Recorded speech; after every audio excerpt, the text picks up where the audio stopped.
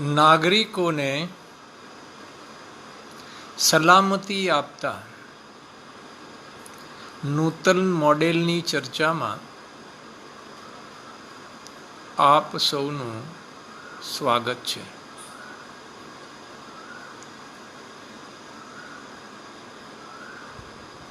આપ સૌને મારા વાસુદેવ પટેલના સાદર નમસ્કાર. વર્તમાન મોડેલ ન્યાય, સ્વતંત્રતા, સમાનતા ત્રણેયની પ્રાપ્તિ, બંધુત્વનો વિકાસ,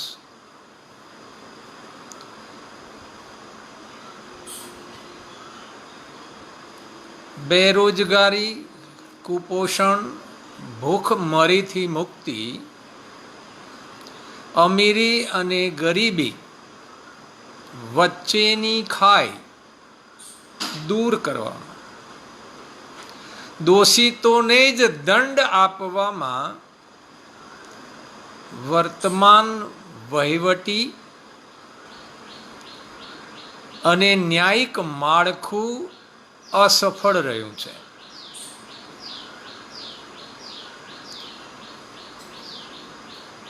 ઉપરોક્ત બાબતો એટલે ન્યાયથી લઈને દંડિત કરવાની જે વ્યવસ્થાઓ છે એ વ્યવસ્થાઓ બંધારણમાં દર્શાવ્યા પ્રમાણે ત્રણ સ્તંભ ઉપર બનેલી છે. પહેલો છે એ વિધાયિકા અને કાયદો બનાવતી, નીતિઓ ઘડતી, બંધારણમાં સુધારો કરતી લોકસભા, રાજ્યસભા અને રાજ્ય સ્તરે વિધાનસભા અને વિધાન પરિષદ. આ વિધાયિકા છે. કાયદો બનાવનાર, કાયદો ઘડનાર, નીતિઓ બનાવનાર અને બંધારણમાં સુધારો કરનાર જે છે એક સ્તંભ છે. બીજો સ્તંભ છે એ કાર્યપાલિકા છે. અને વડાપ્રધાન અને એમનું મંત્રીમંડળ, મુખ્યમંત્રીઓ અને એમનું મંત્રીમંડળ આ કાર્યપાલિકા છે. બીજો સ્તંભ આ કાર્યપાલિકાનો છે કે જે પ્રશાસનિક વ્યવસ્થાઓ જુએ છે. ત્રીજો જે સ્તંભ છે એ ન્યાયપાલિકા છે. એટલે આપણે ત્યાં તાલુકાની અદાલત હોય છે, જિલ્લાની અદાલત હોય છે, સેશન્સ કોર્ટ વગેરે, હાઈકોર્ટ હોય છે ને સુપ્રીમ કોર્ટ છે. જે અદાલતોની જે વ્યવસ્થા છે એ વ્યવસ્થા ન્યાયપાલિકાનો સ્તંભ બનાવે છે. તો આ આ જે ત્રણ સ્તંભો છે એનું કામ લોકોને આર્થિક, સામાજિક, રાજકીય આ જે સલામતી આપવાનું કામ છે એ કામ કરે છે. આ કામમાં એમની નિષ્ફળતાએ અરાજકતા સર્જી છે. એને કારણે આજે દેશમાં ન્યાયતંત્ર હોવા છતાં, અદાલતો હોવા છતાં ન્યાયથી લોકો વંચિત રહે છે. ન્યાય ખૂબ વિલંબથી આવે છે. સ્વતંત્રતા માટે વહીવટી તંત્ર તો છે પણ લોકો સ્વતંત્ર નથી. સમાનતા, બંધુતા તો આ બે પછીની વાતો છે. દેશમાં બેરોજગારીનો આંક લીધો છે, કાળો કેર કરી નાખ્યો છે. કુપોષણ, ભૂખમરી, અમીરી અને ગરીબીની ખાઈ આ બધું જ વધતું જઈ રહ્યું છે. સરકારી આંકડા બતાવે છે, હું મારું નથી કહેતો. એ બતાવે છે કે દિન પ્રતિદિન દિન દો ગુના રાત ચૌગુના આ બધું નિષ્ફળતા તરફ દોરાઈ રહ્યું છે. આ નિષ્ફળ થવાના જે કારણો છે એ કારણો આપણે જોવાની જરૂર છે. એનું પહેલું કારણ એવું કહેવાય છે કે 3 થાંભલા વાળી છે રચના, એમાં પહેલા 2 સ્તંભ વિધાયિકા અને કાર્યપાલિકા એટલે લોકસભા, રાજ્યસભા, નીચે વિધાનસભા, વિધાન પરિષદ એ અને મંત્રીમંડળો, આ 2 જુદા થાંભલા છે. આ વાત તથ્યથી વેગળી છે. એક વ્યક્તિ અથવા એક રાજકીય દળ આ બંને સત્તાઓ ભોગવી રહ્યો છે. બંને એક જ સંસ્થા છે. કાયદો બનાવનાર જુદી રીતે ચૂંટાઈને આવે છે, જુદા લોકો હોય છે, અને શાસન કરનાર સરકાર જુદી હોય છે. એવું છે નહીં. જેની બહુમતી ગૃહમાં છે, લોકસભામાં છે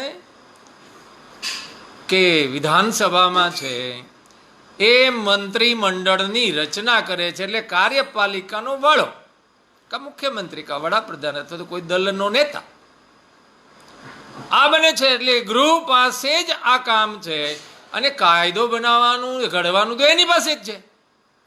એટલે એક જ વ્યક્તિ અથવા તો એક જ દળ અથવા તો એક જ ગૃહ, 2 ગૃહ છે જ નહીં આ દેશમાં.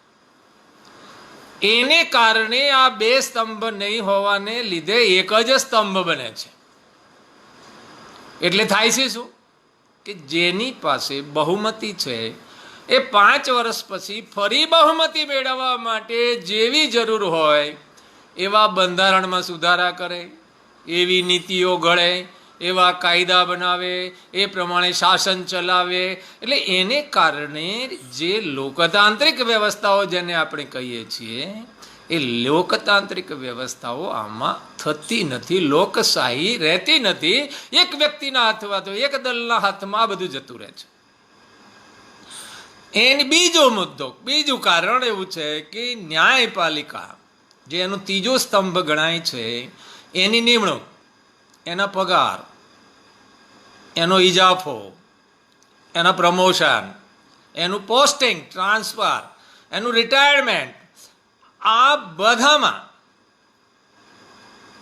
જે 2 થાંભલાનો 1 થાંભલો બનેલો છે એ જ કેન્દ્રમાં છે. કારણ કે બીજી કોઈ આ દેશમાં રચના જ નથી કે જેને નાગરિકો મોકલતા હોય.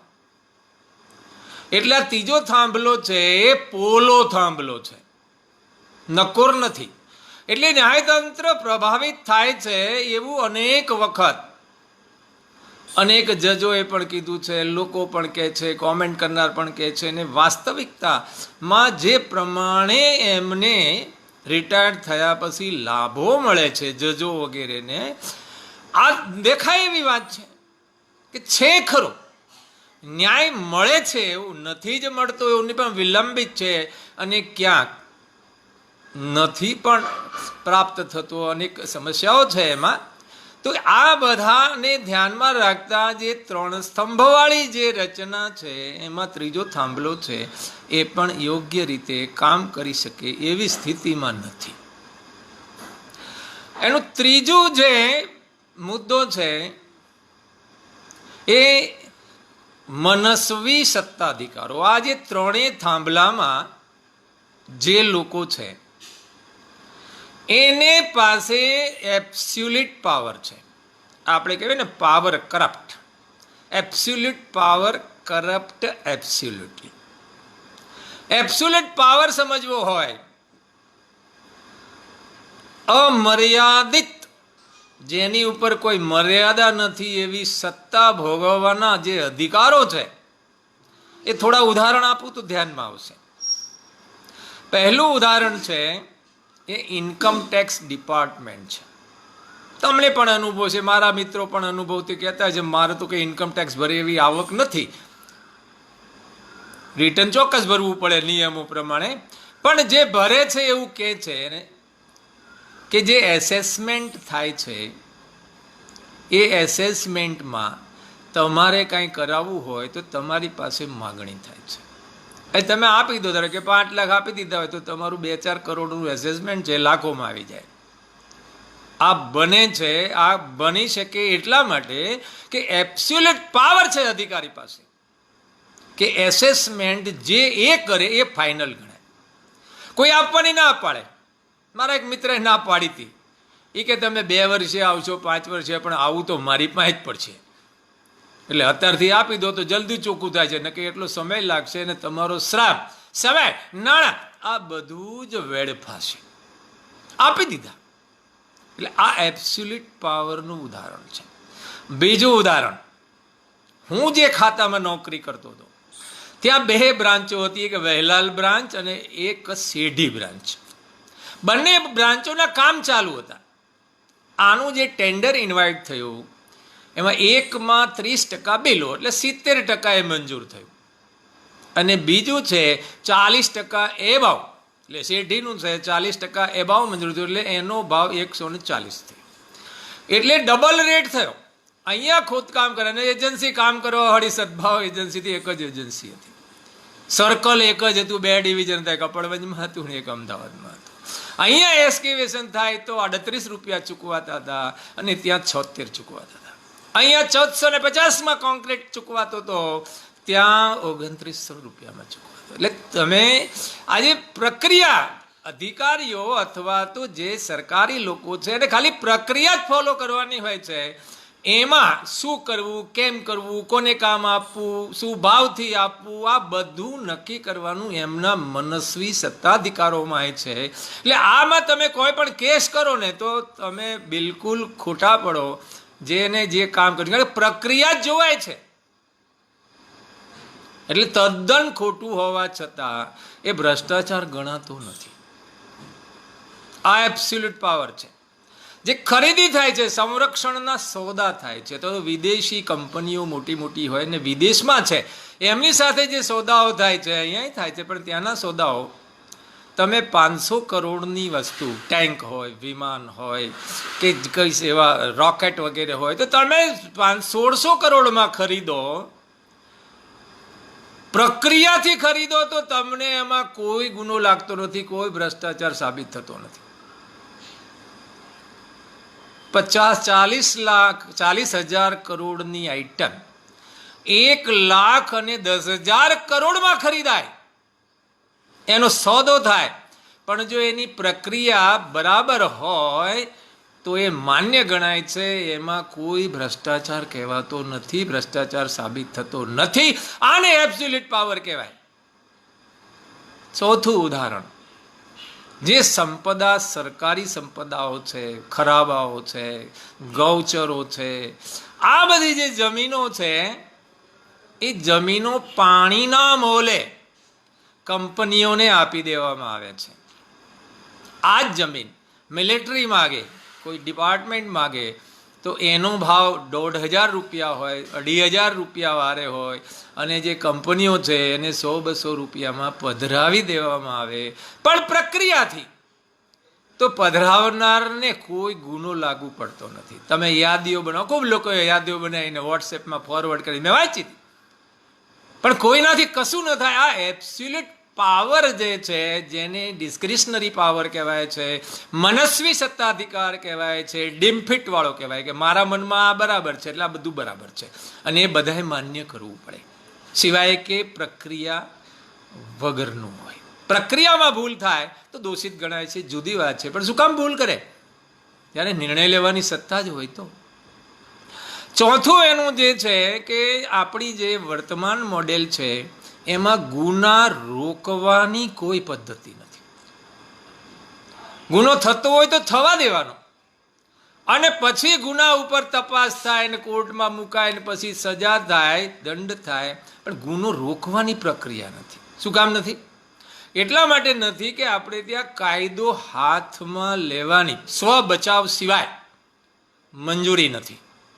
એટલે ઘણી વખત તમે જોજો, જ્યાં સુધી પોલીસોને કોઈ ઓર્ડર ન મળે ત્યાં સુધી પોલીસ કાંઈ કરી નથી શકતી. કલેક્ટર ઓર્ડર આપે, મામલતદાર ઓર્ડર આપે, પછી જ એ કાંઈ કરી શકે છે. એટલે એનો અર્થ શું થયો? ગુનો થતો હોય તમારે જોઈ જ લેવાનો. અને સજાના આધારે જે ગુનાઓ રોકાય એ જે ધારણા છે, એ ધારણાને કારણે ગુનાઓ વધે છે. તમે સ્વ બચાવમાં કરી શકો તો આપણે તો આત્મવત સર્વભૂતે શું કહેવા વાળા છીએ? વસુધૈવ કુટુંબ કહે છે, બધા આપણા કુટુંબના સભ્યો છે, બધા આપણને આત્મવત છે, તો એનું રક્ષણ તમે ના કરી શકો.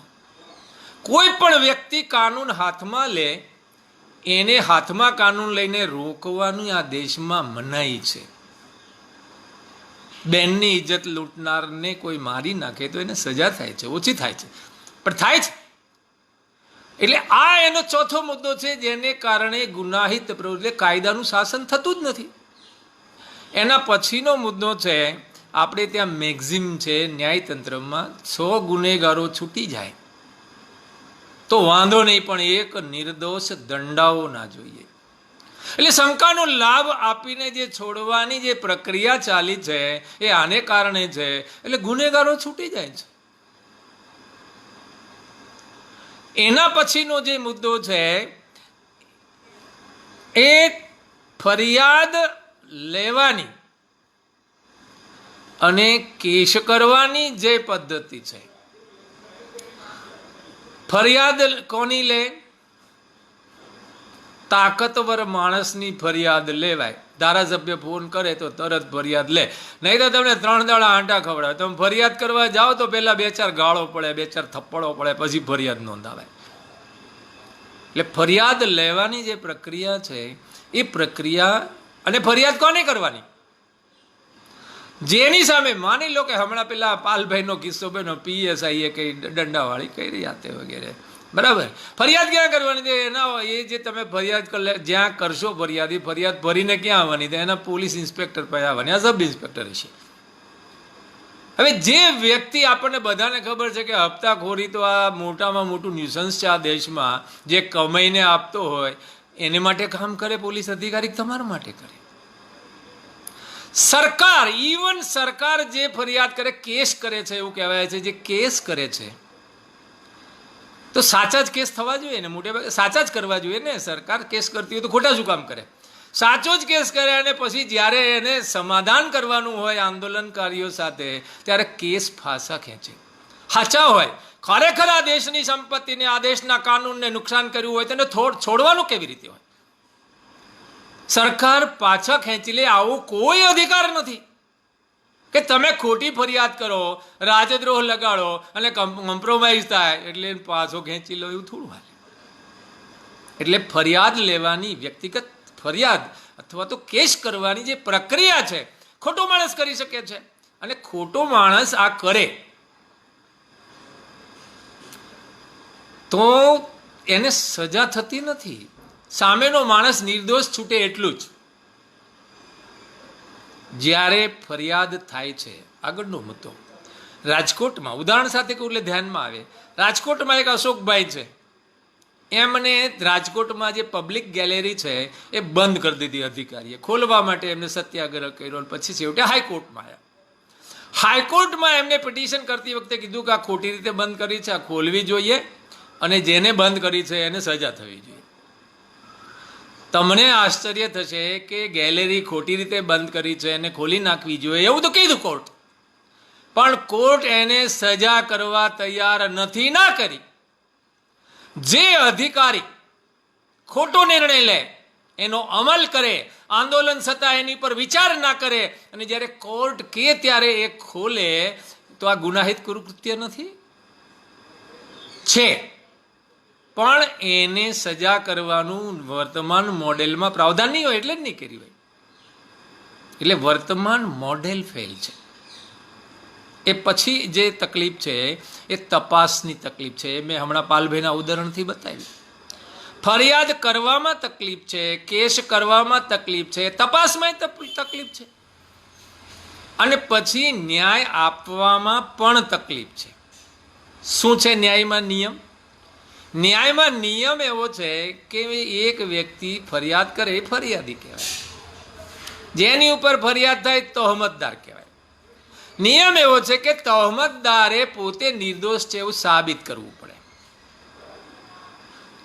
હવે ફરિયાદી અને તહોમતદાર બે વ્યક્તિઓ છે, એમાં એક શક્તિશાળી હોય અને એક એનાથી નિર્બળ. સ્વાભાવિક છે કે બંને સરખા તો હોય નહીં. જો ફરિયાદી શક્તિશાળી છે તો તહમતદારને એની નિર્દોષતા પુરવાર કરવા માટે જે સાક્ષીઓ જોઈએ છે, જે પુરાવાઓ જોઈએ છે, એને માટે આર્ગ્યુમેન્ટ કરવા માટે સારો વકીલ જોઈએ છે, એ ક્યારેય પ્રાપ્ત કરવા દેતો નથી. એટલે જે શક્તિશાળી છે, ફરિયાદી છે, ખોટી ફરિયાદ કરી છે તો પણ તહમતદાર નિર્દોષ ના થાય એટલે સજા થાય.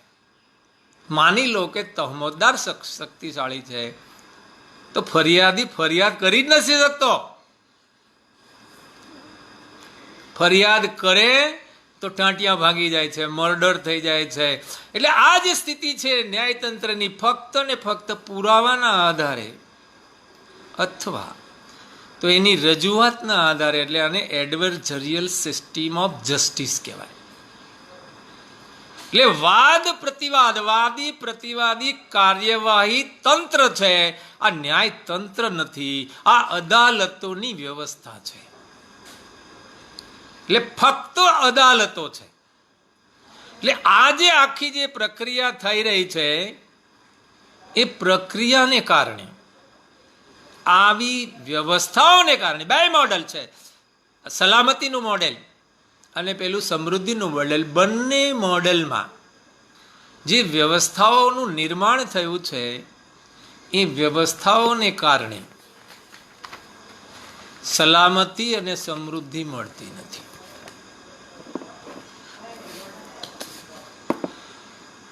નવું જે મોડેલ છે એના આધારો, અત્યારે જે આધાર છે ને 100 ગુનેગાર છૂટી જાય, કાયદો હાથમાં લેવાય નહીં, એની જગ્યાએ જે વર્તમાન આધારો છે એ આધારો બદલવા પડે. પહેલો આધાર, બધા જ ગુનેગારોને સજા થવી જોઈએ. 100 ગુનેગાર છૂટી જાય, એક નિર્દોષ બચવો જોઈએ નહીં, બધા જ ગુનેગારને સજા થવી જોઈએ. એના આધારે વ્યવસ્થાઓનો વિકાસ થવો જોઈએ.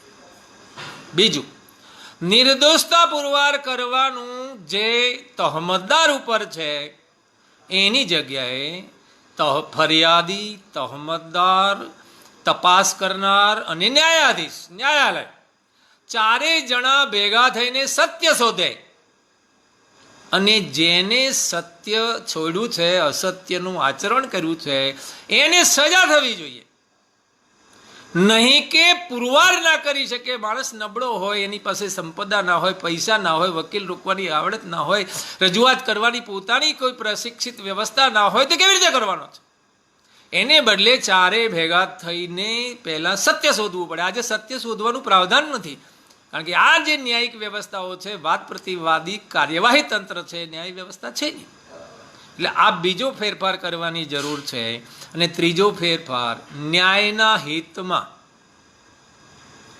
કોઈ પણ વ્યક્તિ, કોઈ માણસ ન્યાયના હિતમાં એટલે કાયદાનું ઉલ્લંઘન કરે છે, એ ઉલ્લંઘન કરનારને રોકવાની દરેકને હક હોવો જોઈએ.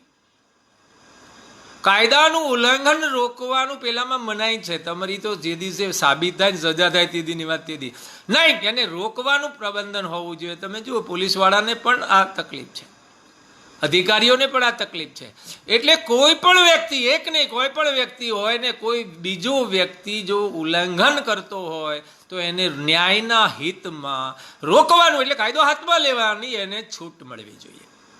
આવડા મોટા દેશમાં આટલી બધી ઓલીમાં કેવી રીતે ગુનેગારને સજા થાય? ગુનેગારને સજા તો થતી નથી. એટલે એના પાયાના જે સિદ્ધાંતો છે એમાં બદલ કરવાની જરૂર છે.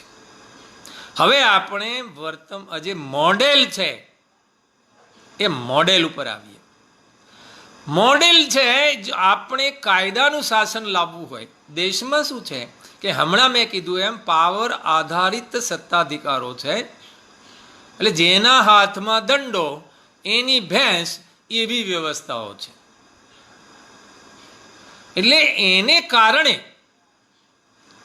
જે થઈ રહ્યું છે એમાંથી બહાર નીકળવું હોય તો પહેલી જે વ્યવસ્થા છે એ વ્યવસ્થા ફરિયાદ લેવાની વ્યવસ્થા છે, એમાં બદલ કરવાની જરૂર છે.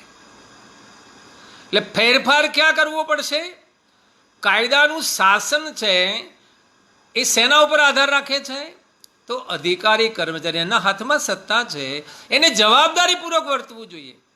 દેશના નાગરિકોએ જવાબદારીપૂર્વક વર્તવું જોઈએ. આ વર્તવાની જે પદ્ધતિ છે એ પદ્ધતિની વ્યવસ્થાઓ નહીં હોવાને કારણે આ સમસ્યા સર્જાણી છે. એ કાનૂનથી નહીં રોકાય.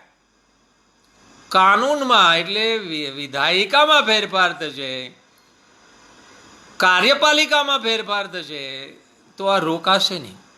ફેરફાર ન્યાયપાલિકામાં આવશ્યક છે. એટલે પહેલો ફેરફાર જે ફરિયાદ લેવાનું કામ અત્યારે કોણ કરે છે? તો જેને ફરિયાદની તપાસ કરવાની છે એ જ ફરિયાદ લેવાનું કામ કરે છે. એટલે કાર્યપાલિકા એની સામે ફરિયાદ હોય છે, કોઈ વ્યક્તિ સામે ફરિયાદ હોય તો પણ વચ્ચે સરકારી તંત્ર તો આવે જ છે. એટલે કાર્યપાલિકાનું જે કામ છે ફરિયાદ લેવાનું, એ લઈને ન્યાયપાલિકાને હસ્તક આપી દેવું પડે. એટલે ફરિયાદ ક્યાં કરવાની? તો ફરિયાદ એક ન્યાયપાલિકા અંતર્ગત ફરિયાદ વિભાગ હોય, એ વિભાગમાં ફરિયાદી ફરિયાદ કરી શકે. એ ફરિયાદનો ત્યાં અભ્યાસ થાય, અભ્યાસને આધારે જે તે તપાસ અધિકારીને કર્મચારીને મોકલી આપે. એમાં મુદત લખે કે આ અઠવાડિયું લે એવી તપાસ છે, આ 15 દાડા લે એવી તપાસ છે, એટલામાં તપાસ કરીને રિપોર્ટ સબમિટ કરો. એટલે ફરિયાદ લેવાનું કામ છે એ કાર્યપાલિકા પાસેથી ખસેડી ન્યાયપાલિકામાં મોકલી દેવાનું. એટલે શું થશે કે આજે જે ફરિયાદો લેવામાં ગડબડો થાય છે, કેસ કરવામાં જે સરકાર પણ કા કરે છે, ખોટા કેસ કરે, તો ફરિયાદ કરવા જ્યારે સરકારનો અધિકારી ન્યાયતંત્રમાં જશે તો એ જોશે કે ખરેખર આમાં કેસ કરવા જેવું છે. નહીં થાય, આમાં રાજદ્રોહ બને એવું દેખાય છે ક્યાંય વર્ણન ઉપરથી, એટલે એ નહીં થાય. એટલે પહેલું ફરિયાદ લેવાનું કામ ન્યાયતંત્રના એક વિભાગ પાસે જતું રહેશે. હવે જો ન્યાય અદાલતોમાંથી ન્યાયતંત્ર બની રહ્યું છે, અત્યારે ન્યાયતંત્ર નથી, અદાલતો છે ખાલી. બીજું કામ એટલે જે સરકારના નોકરો છે, ચૂંટાયેલા પ્રતિનિધિઓ છે, એને આપેલું, જેને પોસ્ટિંગ આપ્યું છે, એવા જે વહીવટમાં કામ કરે છે, એવા લોકોની તપાસ.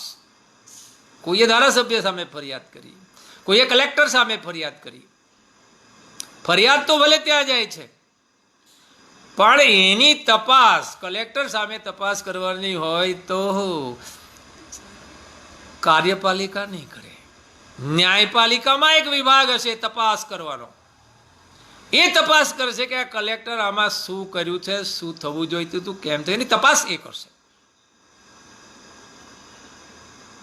એટલે જે તપાસ પહેલા ફરિયાદને આધારે કાર્યપાલિકામાં આવતી હતી, કાર્યપાલિકા વાળાની તપાસ છે ન્યાયપાલિકામાં એક વિભાગ કરશે. એટલે શું થશે? વર્તમાનમાં જે કંઈ તપાસમાં ગડબડો થઈ રહી છે, ફરિયાદ લેવામાં જે ગડબડો થઈ રહી છે, આ બધી જ ગડબડોનો અંત આવશે. એનું કારણ એવું છે કે બે સ્તંભ જુદા છે. આનાથી વધારે આ બીજી વ્યવસ્થાઓ જે છે, આ તો એક વચગાળાની વ્યવસ્થાઓ છે, આનાથી પણ એટલે પ્રતિનિધિઓ હોઈ શકે.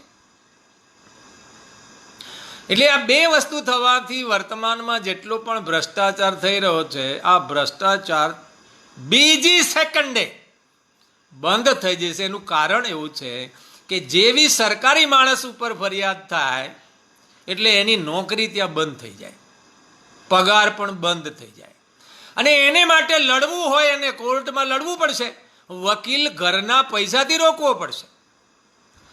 જ્યારે લોકોની તપાસ જ્યારે સરકારી માણસ કરતો હોય છે ત્યારે એને વકીલ પણ મળે છે, ભથ્થું પણ મળશે, પગાર પણ મળશે. પણ એની ઉપર જ્યારે ફરિયાદ થશે ત્યારે આ એને બધું બંધ થઈ જશે. એટલે એને તરત ધ્યાનમાં આવશે કે હવે તો હું પાર્ટી બની જાઉં છું, સરકાર નથી રહેતો.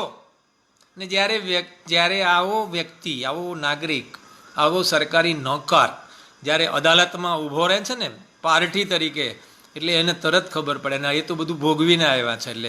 એટલે એક પણ અધિકારી, એક પણ કર્મચારી, એક પણ રાજકારણી ભૂલે ચૂકે પણ પૈસાનો ભ્રષ્ટાચાર કરી શકશે નહીં. ત્રીજો જે ફેરફાર છે એ અદાલતોની કાર્યવાહીમાં 2 સ્ટેપ આપણે જોઈ લીધા. ફરિયાદનું, તપાસનું. ત્રીજું અદાલતો છે. આપણે ત્યાં જે 4 પ્રકારની અદાલતો છે, તાલુકે, જિલ્લે, રાજ્યમાં હાઈકોર્ટ ને સુપ્રીમ કોર્ટ, 4 અદાલતો છે. એ 4 અદાલતોમાંથી આપણે ફેરફાર કરીને 4 અદાલતો રહેશે જ, અદાલતી કામો કરશે, પણ ન્યાય આપવાનું કામ, ન્યાય આપવા સિવાય બીજા ઘણા બધા કામો અદાલત પાસે હોય જ છે.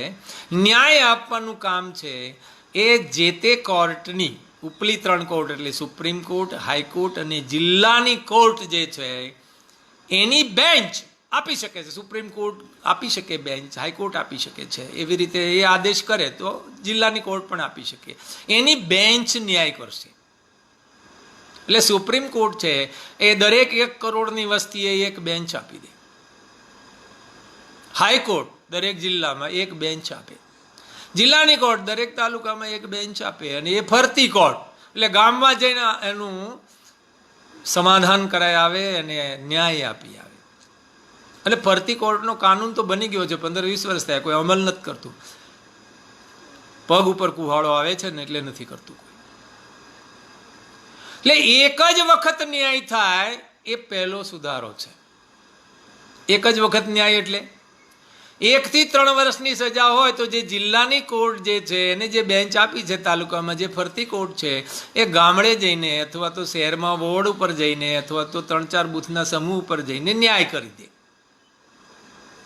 3 થી 7 વર્ષ હોય તો હાઈકોર્ટની જે બેન્ચ છે જિલ્લા સ્તર ઉપર એ એનો ન્યાય કરશે. અને 7 વર્ષથી ઉપર હોય તો સુપ્રીમ કોર્ટની બેન્ચ 1 કરોડની વસ્તી છે એ ન્યાય કરી દેશે. આ ન્યાય, બીજો ન્યાયતંત્રનો સુધાર એટલે શિડ્યુલ હોવો જોઈએ. અનેક દેશોમાં છે શિડ્યુલ ન્યાય. એટલે શું થાય, જે દિવસે કોર્ટમાં કેસ એન્ટર થાય એ દિવસે 3, 4, 5 જે મુદતની આવશ્યકતા હોય એ મુદત, એની તારીખો અને જજમેન્ટ કઈ તારીખે મળશે, તમને રિટર્ન કોપી મળી જશે, એની તારીખ મળી જાય. એટલે શિડ્યુલ હોય. શિડ્યુલ ન્યાય થાય, એક વખત ન્યાય થાય એટલે ન્યાયાલય પાસે અત્યારે જે 80% ભારણ છે એ બેલ એટલે જામીન અને એડજોર્ન મુદત એમાં જાય છે. મુદત આમાં ખતમ થઈ ગઈ, એડજોર્ન આમાં ખતમ થઈ ગયું.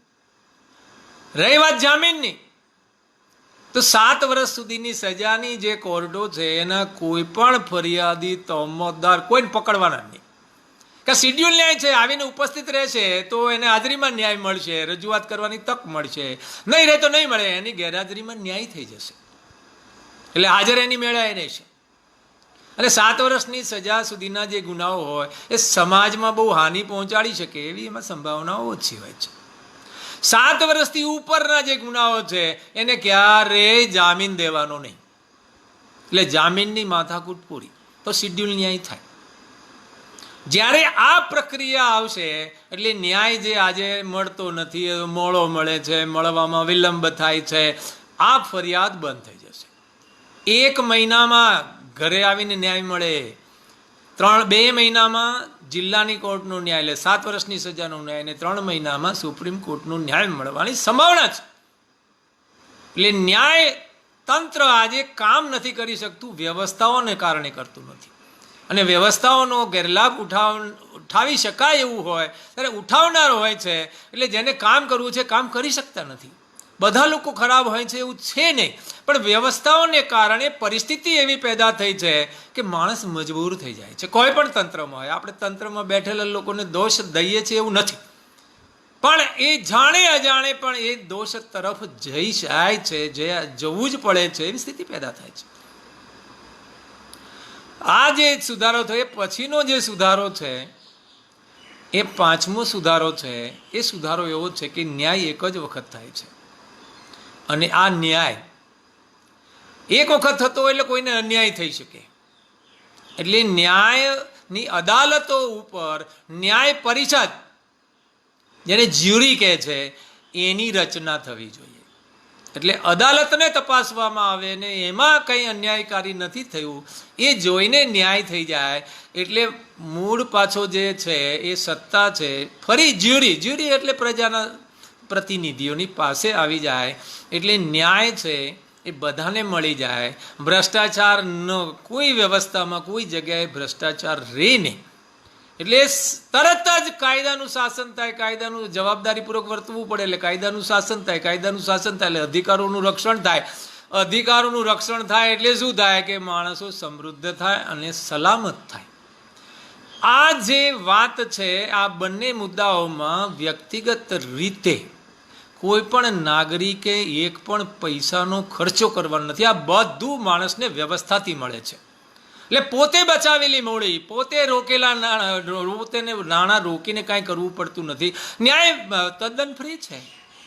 આર્થિક મોડેલની જે વાત કરી હતી ગયા મંગળવારે એમાં પણ બાકીનું બધું સંસાધનો ફ્રી છે, એને પોતાએ કોઈ ખર્ચો કરવો પડતો નથી. એટલે આ બે મોડેલમાં વ્યક્તિગત રીતે કોઈ નાગરિકને કશું આપવાનું નથી. હવે આ બે મોડેલ અમલમાં લાવવા માટે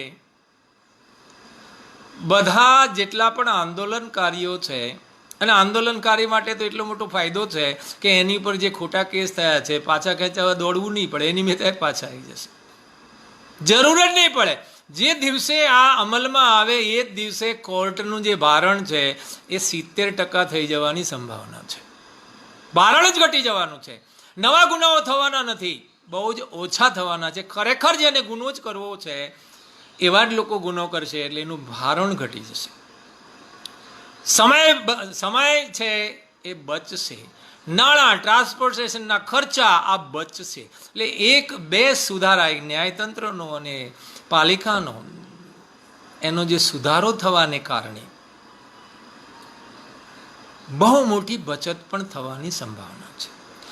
આ બંને મોડેલ છે વર્તમાન શાસકો કરે એવી રજૂઆત જેટલા પણ આંદોલનકારીઓ છે દેશભરમાં જુદા જુદા પ્રકારે આ બે મોડેલ એવા છે કે કોઈ પણ સમસ્યા તમે લઈ આવો એ સમસ્યાનું આ બે મોડેલમાં સમાધાન છે. આપણો દેશ એવું કહેવાય છે બંધારણમાં પણ છે, આપણે જાતે જ કહેલું છે કે ગણતાંત્રિક, લોકતાંત્રિક, સમાજવાદી, સંપ્રભુતા સંપન્ન બેન સાંપ્રદાયિક દેશ છે. અત્યારે નથી, આમાંનું કાંઈ નથી. એ કેવી રીતે આવી શકે, કેવી રીતે નેતૃત્વ પેદા થઈ શકે, અને એમાં પણ નાગરિકોએ એક પણ પૈસો લગાવવાનો નથી, સમય પણ નહીવત. 5 વર્ષે એક વખત થોડોક ફાળવવાનો છે, પ્રવાસ કરવાનો નથી, ખોટા ખર્ચા કરવાના નથી, સૂત્રોચ્ચાર, ચૂંટણીનો પ્રચાર, સભા આવું કાંઈ કરવાનું નથી. એવી એક ઉત્તમ પ્રકારનું એક મોડેલ, ઝીરો બજેટ ઇલેક્શન પણ એને આપણે કહી શકીએ. આ બંને મોડેલો લાવી શકે એવું નેતૃત્વ પેદા થઈ શકે એવા પ્રકારનું એક મોડેલ, એની ઉપર આપણે આવતા મંગળવારે ફરી 9 વાગે ચર્ચા કરીશું. એ મોડેલ માટે આપણે બધાએ ભેગા થઈને પ્રયત્ન કરવાનો છે.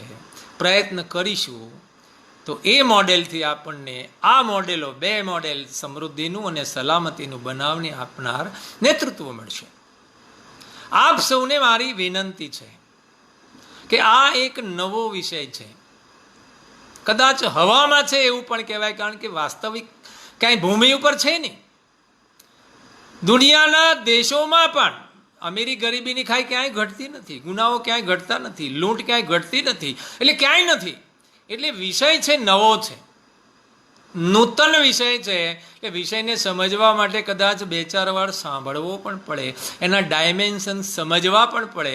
એને સાંભળો, સમજો, શેર કરો અને તમે એને સેન્ડ કરો.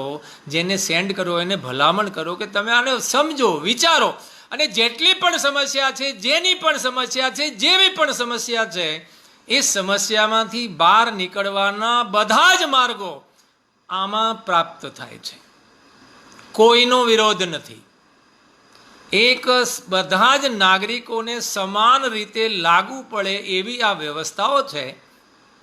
વાંધો વિરોધ નથી, કોઈને નુકસાન નથી, બધાને લાભ જ લાભ છે. સિવાય કે જે 1% વર્ગ બધાને લૂંટી રહ્યો છે, ધનપતિ અરબોપતિ થઈ રહ્યો છે, વિદેશમાં નાણું જમા કરી રહ્યો છે, આવા લોકો સિવાય કોઈને ક્યાંય નુકસાન નથી. ને એમને નુકસાન નથી કેમ? એમની પાસે જે સંપત્તિ છે એ ભોગવી શકતા નથી. એટલે સુખ સમૃદ્ધિ આ જોઈતું હોય, શાંતિ જોઈતી હોય, આંતરિક બાહ્ય, તો આ નવા મોડેલ ઉપર કામ થાય, એમાં કોઈને નુકસાન નથી. તો આપ સૌ આ કરો અને આવતા મંગળવારે ફરી આ મેળવવાનું સાધન છે, બહુ સરળ સાધન છે, એની ઉપર વાત કરીશું. આભાર.